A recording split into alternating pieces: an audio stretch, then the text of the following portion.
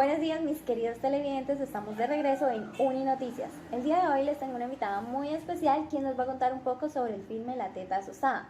Buenos días señorita Elizabeth, ¿cómo se encuentra el día de hoy? Buenos días Aleja, muy bien, gracias. Muchísimas gracias por aceptar nuestra invitación y acompañarnos el día de hoy. No Aleja, gracias a ustedes por invitarme. Bueno Elisa, cuéntanos por qué se llama La Teta Asustada y a qué hace referencia a este nombre tan peculiar. Bueno, este sugestivo nombre hace referencia a una creencia entre los pobladores de zonas rurales del Perú, víctimas de la violencia durante la época del terrorismo de Perú.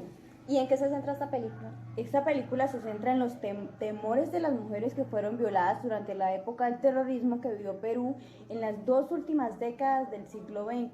La historia se centra en Fausta, quien es la protagonista de este maravilloso filme. Fausta es una joven que, según sus creencias, sufre una extraña enfermedad ficticia llamada la teta asustada, que transmite el miedo y el sufrimiento de madres a hijos a través de la leche materna, ya que su progenitora fue violada durante la época del terrorismo. Bueno, Elisa, y cuéntanos sobre las narrativas verbales y no verbales que podemos identificar dentro de este filme. Bueno, Aleja, pues la película presenta mucho énfasis en las expresiones de Fausta. Fausta, quien es la protagonista, ella se ve claramente en la película el sufrimiento, los cantos que se utilizan en esa comunidad para expresar todo su dolor, el placer, todos los sentimientos que expresa el pueblo como una forma de liberar tensiones, los cuales le atormentan en su interior para hacer más llevadero su dolor. Ok, ¿y este filme a qué cultura representa? ¿A qué entorno crees tú que hace referencia? Bueno, pues a la cultura andina popular. En la película claramente se ve la violencia y el maltrato hacia las mujeres, se ve la discriminación étnica de la población indígena, la memoria de identidad de género que vivieron durante los años del terrorismo en Perú.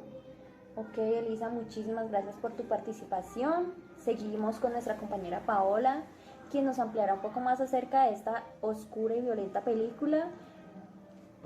Paola, cuéntanos qué podemos concluir acerca de lo relatado. Hola a todos. Sí, minuto. Bueno, vamos a concluir sobre los diferentes campos que utilizaron los directores de la película La Teta Asustada sobre la psicología, la antropología, la musicoterapia y por supuesto el cine. Bueno, resulta interesante cómo el observar de esta película, la intención de los personajes nos llevaban a los diferentes entornos o vínculos con su música y esto hacía que fueran los elementos claves para poder interpretarla aún mejor.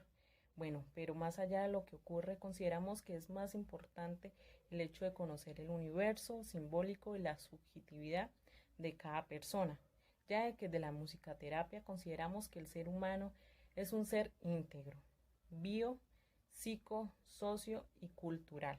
Podemos entender cuál es la función que cumple la música en cada historia singular y la significación que cada uno le brinda a estas herramientas para poder entender la problemática del paciente con el cual vamos a trabajar.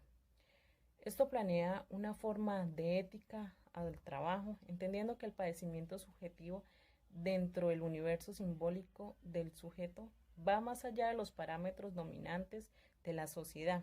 Respetar esta integridad del paciente implica poder escuchar al paciente y entender desde un contexto lo que él nos quiere expresar. Y refleja cómo la música es lo que nos va a permitir acercarnos a su singularidad y así poder sostener un acompañamiento idóneo sobre este proceso y mejor un acercamiento a su salud y a su progreso. Muchísimas gracias. Buenos días, espero que se encuentren muy bien. El día de hoy vamos a analizar la película peruana La Teta Asustada. Les comento que esta película fue nominada como Mejor Producción de Lengua Extranjera y ganadora del Premio Oso de Oro en el Festival de Cine de Berlín en el año 2009. Esta película la podríamos analizar desde sus fundamentos históricos, de igual manera podríamos resaltar las problemáticas presentadas en su dialecto verbal y no verbal. Para poderla analizar, nos ha tocado investigar más sobre la problemática que nos plantea el autor para reforzar nuestro punto de vista teórico. La psicología social comunitaria nos permite basarnos en factores psicosociales que se vuelven nuestra área de estudio. Vamos a resaltar que esta película fue dirigida por Claudia Llosa en el 2009 y es una recopilación de hechos históricos durante la violencia en Perú a finales del siglo XX.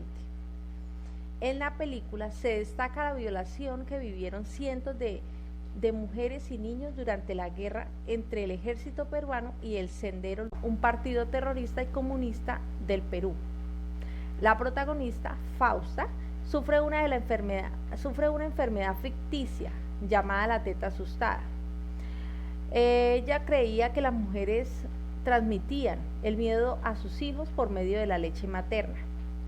Es de destacar que la protagonista Fausta, cansada de las violaciones, se introduce una papa en la vagina y este hecho hace parte de una historia donde las mujeres utilizaban diferentes métodos para no ser brutalmente abusadas y violadas, fingiendo estar embarazadas, se aplicaban sangre en su ropa interior, donde sufrieron diferentes traumas psicológicos llenos de desesperación. Por consiguiente, su película está inspirada en una teoría antropológica de Kimberly Teichton, titulada Entre prójimos. Este texto, escrito para el público académico, problematiza desde una perspectiva etnográfica las formas culturalmente específicas mediante las cuales las mujeres eran víctimas de violencia y han tratado de lidiar con este dolor y miedo desde hace muchos años, desde la ficción y desde la mirada a una subjetividad femenina. La película se entrelaza entre diálogos y delirios, entre ellos los géneros discursivos que se ocupan con la problemática y problemas similares. Es por ello y en base a esto, la teoría antropológica de la directora peruana apostó a realizar en este fin con el propósito de dar clara visión de la cultura andina y de su problemática actual en el Perú. Quiere dar a conocer que se puede todavía hacer algo por esta cultura y que sean reconocidos y dejen de ser víctimas del Estado por conflictos armados internos y por políticas económicas culturales. En los inicios de los años 80 en Perú se consolida el grupo guerrillero llamado El Sendero Luminoso, grupo al margen de la ley que inicia en zonas rurales la toma de terrenos para convertirlos en zonas guerrilleras, lugares donde el gobierno no ejercería ningún poder. Ocupando entonces varios lugares, buscando convertir el país de una zona liberada, este grupo comienza a tomar fuerza realizando varios ataques contra la Policía Nacional del Perú, a lo que el gobierno le respondería en los años 80 con un estado de emergencia en el cual las Fuerzas Armadas se alzarían en contra del Sendero Luminoso, suspendiendo en varias regiones los derechos constitucionales de los pobladores. Debido al temor de ser violada como su madre, se introduce una papa en la vagina, lo que también provocará al inicio de la narración un conflicto importante, pues comienza a afectar su salud física, que se va complicando a medida que avanza la película. Todo esto es un reflejo de esas consecuencias que dejó la época del terrorismo en este país. Aspectos como la pobreza que se revela en la imposibilidad de Fausta de no poder enterrar a su madre, pues no tiene recursos para llevarla al pueblo a darle una debida sepultura, además de la tristeza y el desconsuelo que la misma protagonista refleja en su rostro inexpresivo. Un vuelco en el momento que conoce a Noé, el jardinero de la casa de una reconocida pianista, donde Fausta comienza a trabajar como limpiadora para poder ganar dinero. Este personaje que habla quechua, su misma lengua, va logrando paulatinamente una empatía con ella a través de su miedo, de su mismo oficio con las plantas, transformando al personaje hasta el punto de hablarle y compartir con él. A la vez se hacen presentes varios factores que crean el rol de la maldad, que no permiten avanzar al personaje hacia su cometido, como lo es la patrona de la casa donde trabaja, que constantemente la utiliza y manipula para sus propios intereses. En esta dualidad se ve inmiscuida la protagonista, pero es finalmente el personaje de Noé y su familia, figuras del amor que entran a tomar paso en la liberación de sus tormentos. A continuación veremos el tráiler de la película La Teta Asustada para que se antojen y vayan a verla. Damos por terminado en Uninoticias. Hasta pronto.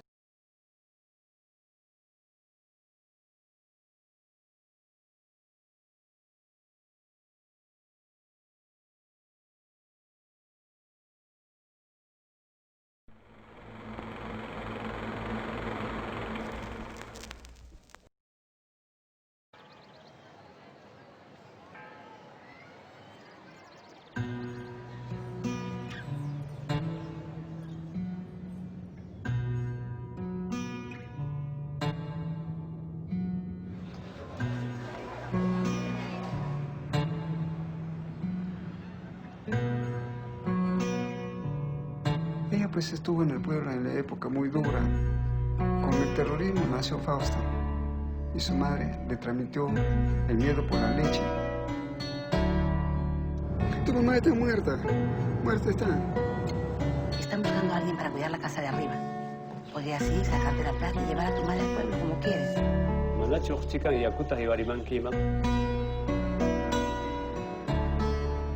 Si tú me cantas, yo te regalo una pepita.